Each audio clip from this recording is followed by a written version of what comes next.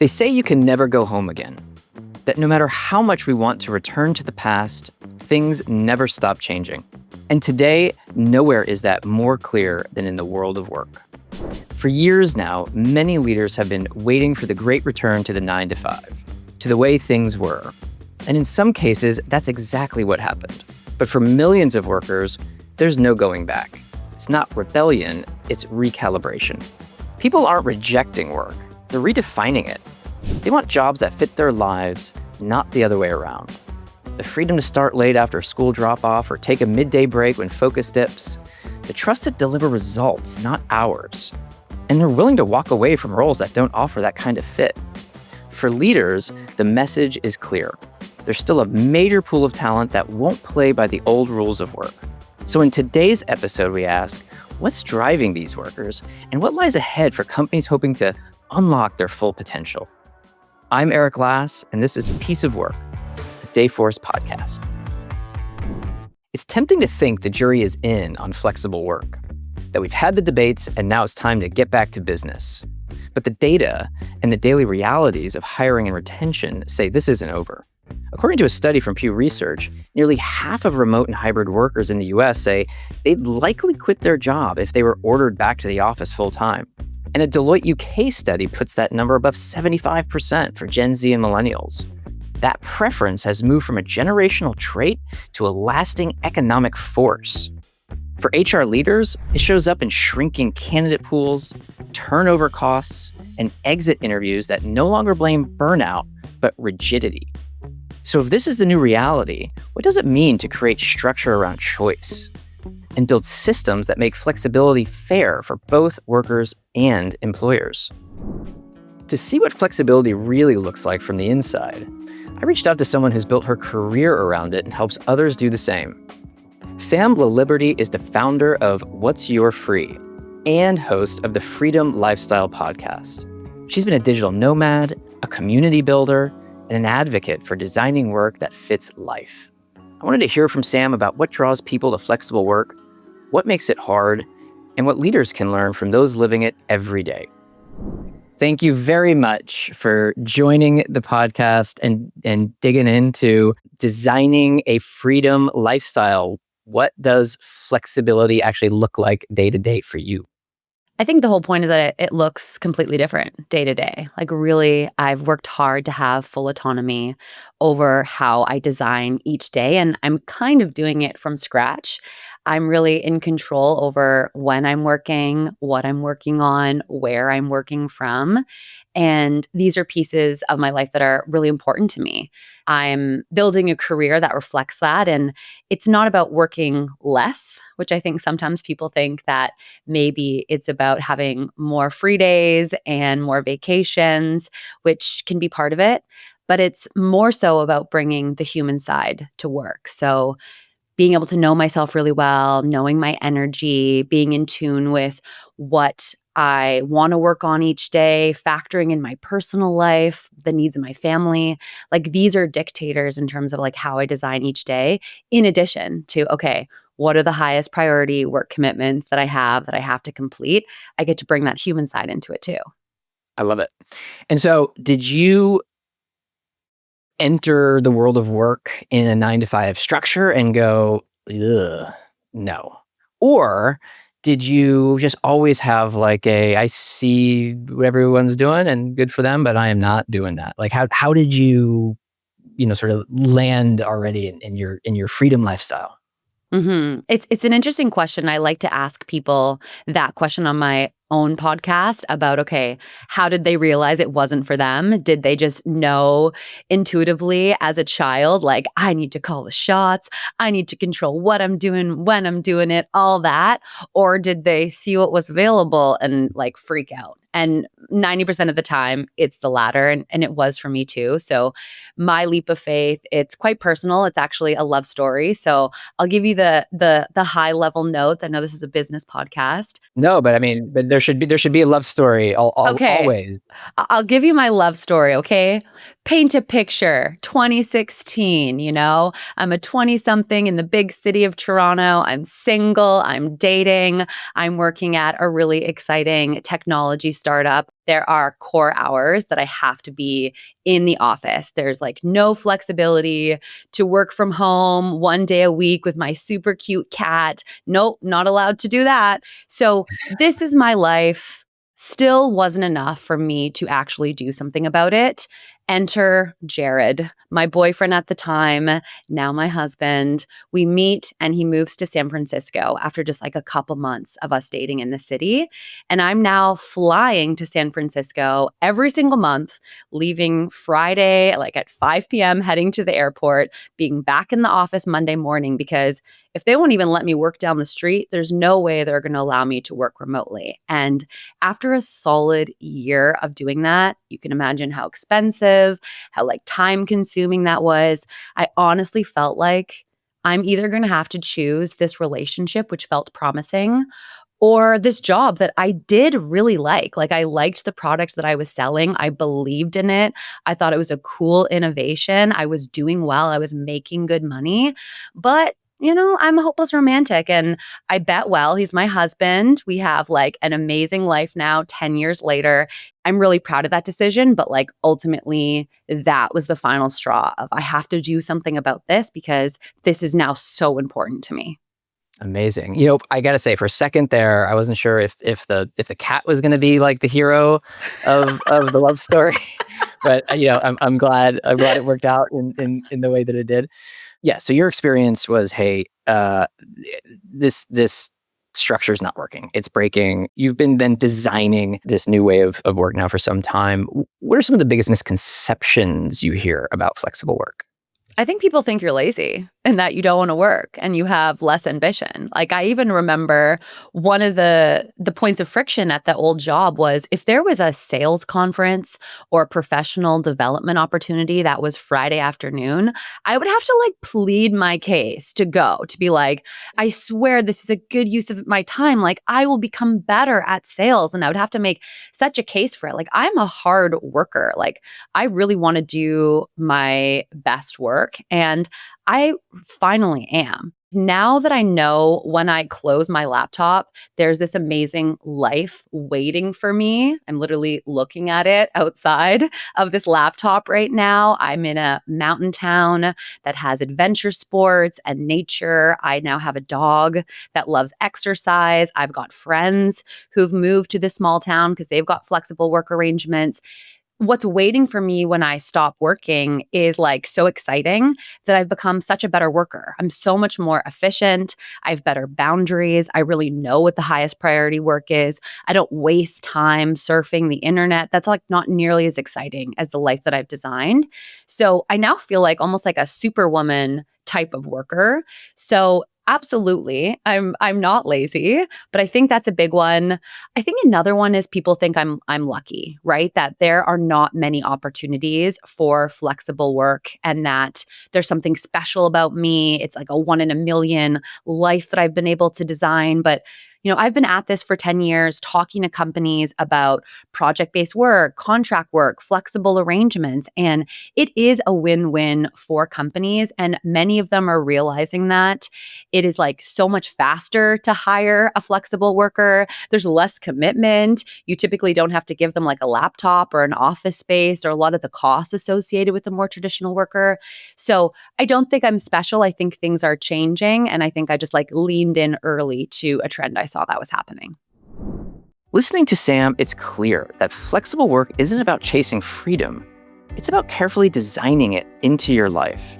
And that idea that freedom needs a framework is where leaders have the biggest opportunity and the hardest work ahead. Because if flexibility takes that much design at the individual level, what does it take at the organizational level? Do you see examples of organizations, maybe again, just structurally, what have you, that have figured out how to get it right for the worker and for their organization? Oh, yeah, those are the only ones I work for. So some people get it. I think what they do well would be focusing on outcomes, right? It's not about hours. It's not about this is how much time we expect you to be online or in the office. It's having clear expectations of what success looks like. These are the deliverables, and not like moving that bar around, just being clear about that. However, you need to get that done, wherever, whenever, however, this is what you need to get done every week, every month, whatever that cadence is. I think that's like a big piece of it.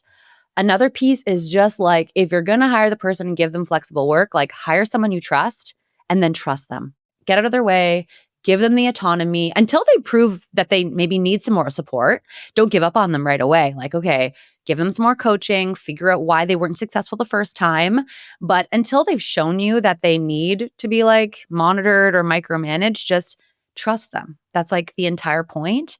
And value their personal life. I think this has come up so many times in this conversation. See your employees as humans, how they're doing in their personal life and how free they feel or like healthy and well they feel is going to directly reflect the work that they do for you anyway. So whether you're motivated by like purely bottom line or you just genuinely want to have a human approach to work, model that and show that you care about that and see them as humans versus just workers contributing to your projects. Your mention of harmony made me think there's a lot of strong opinions about the idea of work-life balance, but the notion of work-life harmony, which isn't so much about equal parts of both, but that you have your mix of that which makes you better at all of the things you do in harmony. Is that a fair sort of description? Yeah, I definitely don't think about it in terms of percentages or hours in each or like rigid structures. The whole point is like removing the rigid structures that we've been victim to for so long. The 40-hour work week alone is so outdated and meant for a completely different time. Yet people have more energy in the mornings, people have more energy in the evening. So why wouldn't you capitalize on your employees' most energetic, most present period of time rather than waiting until 11 a.m. when I've had 2 coffees and I'm like finally ready to get something done? It's about seeing them both weighted equally as important and knowing that they directly affect each other. My work life also affects my personal life. They are in a direct correlated relationship with each other, and playing with that and having the flexibility of seeing how they can work to support each other versus against each other. Makes a ton of sense. Have you observed companies that want to be flexible or they have a stated action or desire for it, but frankly, there's ways they're getting in their own way from being able to do that? And if so, like what are some of the things like that you would maybe quickly observe to go, ooh, I don't think you're fully there yet? Yeah. Well, I would say like some deal breakers, any company that's using surveillance tools. Like, I'm sorry, time tracking tools that are actually like monitoring what your employees are doing on their computer. I'm thinking of the context of remote workers and knowledge workers now that I'm like very against. Also, I've heard like horror stories of companies where they went to go remote, but then said, hey, for all of our meetings, you need to have your camera on.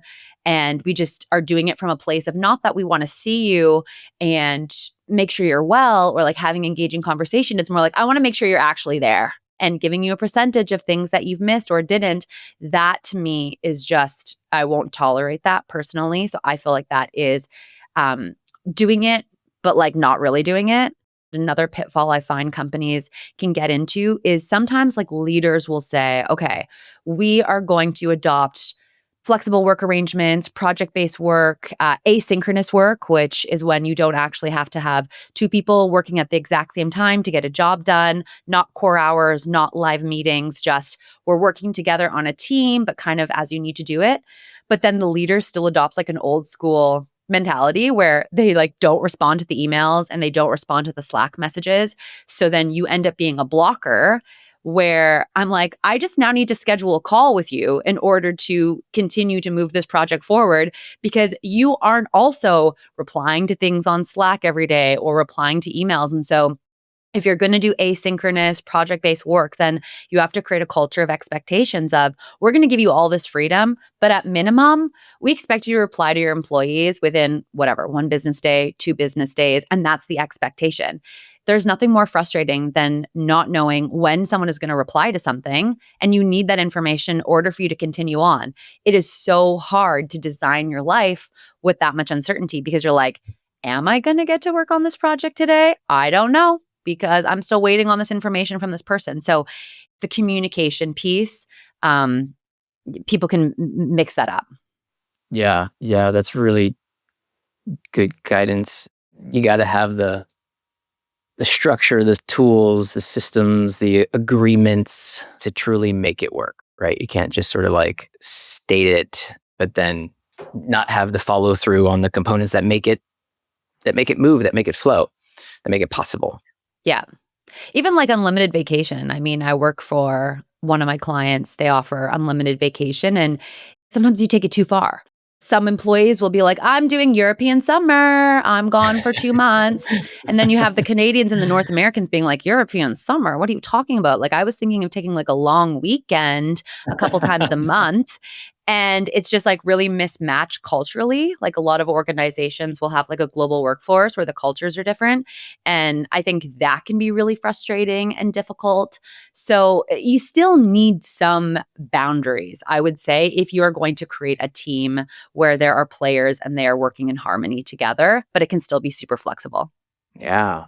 We have to push ourselves and each other and organizations to stare into those norms and those ways of living and those ways of being, because if they're yours, there's probably some element you would appreciate being honored. And that is, I think, what's fascinating and fun and hard about a world that's getting more and more global, and in some ways what feels smaller and smaller in an exciting way. And I guess to that end, in your view, is this for sure the future of how we will work? Yes, absolutely. With a caveat that I'm like still not fully sure of, which is knowledge-based workers, primarily what I am and what you are, 100%. We're already seeing this ability for it to be like a win-win at scale. Companies from all over the world, it's like solved via technology. So we're there, and I think that's only going to scale up. Medical industries like doctors and nurses, where I think it's going to be harder for them to have total location freedom or schedule freedom because they kind of need to be somewhere to do their job. But even that, I've seen progress. Like, I have a call with my doctor next week, a call. Okay. Like, do you remember how the pandemic changed that for your doctors? Absolutely. Like, even she, every time we have a call, she's like, this is amazing. Like, I don't know where she is in the world. And like, she's equally as amazed by the fact that I'm like, I literally just need my prescription refilled, or like, can you just refer me to somebody, like, versus her going into the doctor's office, me coming in there, me waiting in the waiting room for like 45 minutes just to tell me, okay, here is your referral to go get your answer from somebody else. It was so outdated.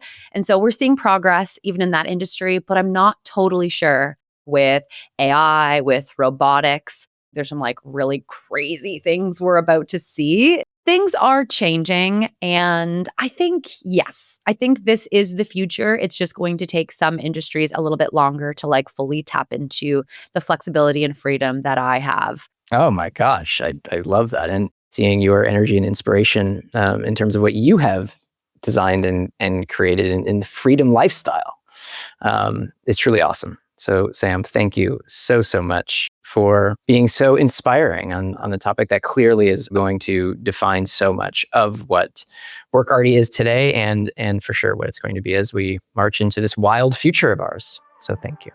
Thank you. Let's do it. Talking with Sam made one thing clear. For many talented workers, there's just no going back to the way things were. That leaves leaders with 3 big takeaways. First, flexibility needs structure. Freedom without boundaries quickly turns to burnout. For individuals, that means setting limits, routines, and personal definitions of what enough looks like. For organizations, it means clear policies and performance frameworks that support, not stifle freedom. Second, Trust is the new productivity metric. Flexible work runs on trust, not surveillance. The companies thriving in this new era measure outcomes, not hours. They give people clear expectations and the space to do the work they're meant to do. Third, culture is the container. Policy alone won't make flexibility sustainable. Culture will.